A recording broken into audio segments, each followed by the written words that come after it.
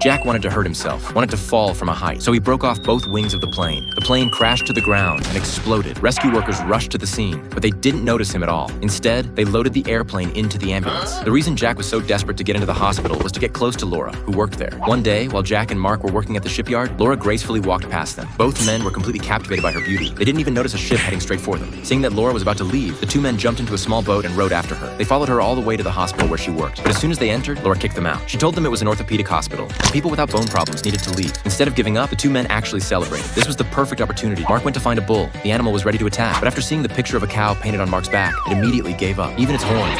Jack tried lying down in front of a steamroller, but a kid just threw him away like garbage. Meanwhile, Mark walked toward a wall that was about to collapse. He kicked away the wooden beam supporting it and waited to get crushed, but he ended up hiding under a window and escaped without a scratch. Jack then went to a training ground with a cannon. He spread his arms wide right in front of the target, but the cannonball flew perfectly around him. The two failed many times. That's when Jack came up with a brilliant idea. He pulled out a can of spinach and gave it to Mark to eat. Mark was filled with energy and charged at Jack. Jack was thrilled by all the punches and kicks. Finally, Mark gave Jack a flying kick. Both men were finally injured and taken to the hospital. They laughed happily in Laura's arms, but Laura didn't take him to a hospital room. She threw him straight into the garbage can outside. It turned out this hospital was actually a veterinary clinic for cats and dogs, so the two men pretended to be a dog and a cat, but they ended up being taken away as animals with rabies.